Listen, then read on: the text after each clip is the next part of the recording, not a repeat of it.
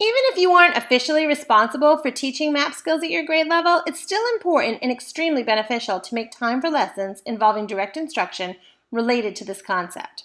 Doing so will not only provide general geography knowledge, but will also help your students in 4 other key areas of learning. Working with maps and focusing on the concept of our place in the world will help the children to increase their comprehension and make better connections to both fiction and nonfiction texts that reference different geographical locations. Spatial thinking is one of the most important skills that students can develop as they learn geography. It's also linked to success in both math and science. The skills needed to read and interpret maps are part of visual literacy, which is a set of skills and habits of mind that are necessary to read images. Visual literacy means not just decoding an image when you see it, but also really comprehending it and grasping the image's intended meaning, evaluating it, and incorporating it with other knowledge.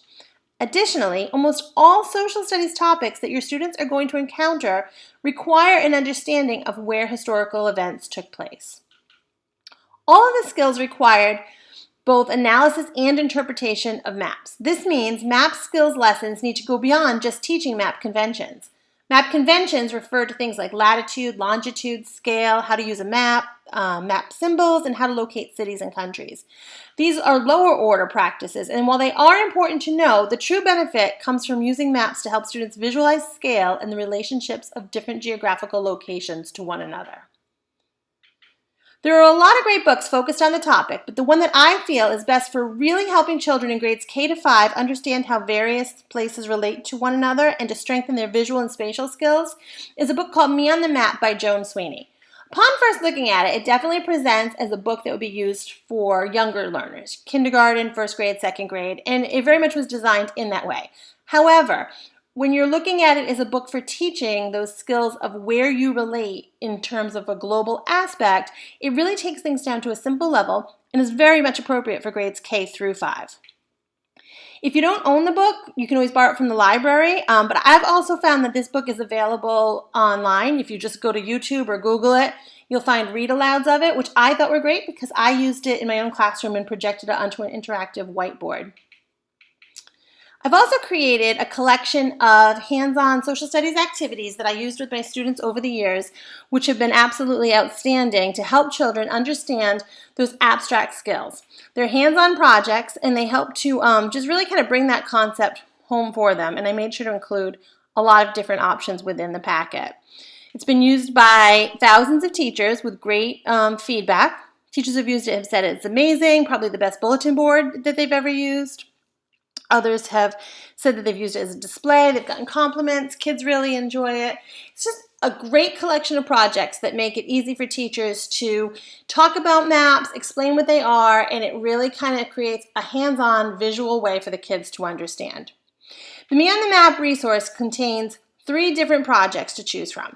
In the past, I've actually done all of them one year together.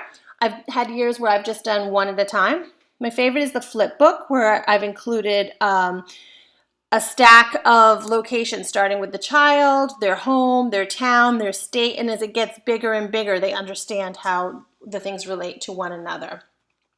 The packet also includes options for both your classroom and for the school instead of the home, depending on your population of learners.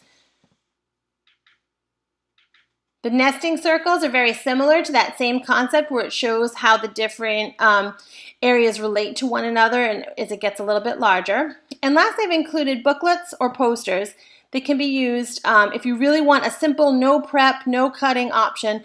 It takes it down from the planet to the continent, to the country, to the state. I've also included each of the individual states, so if you'd rather do that extra step to show the specific state they live in. And then they illustrate it by making it a little bit smaller by taking it down to their street, their city or town, depending on where you live. And again, I've called it either my classroom or my house.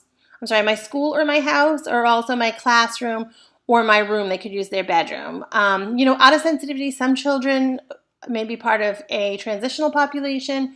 So you might want to just kind of focus it on the classroom versus their actual bedroom at home. That is completely up to you.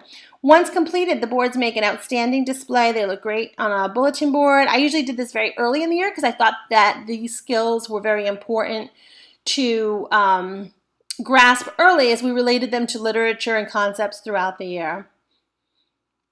So here's a look of everything that is included. I know it's tiny. If you go to Me on the Map, cfc.com, you get a much closer look at it.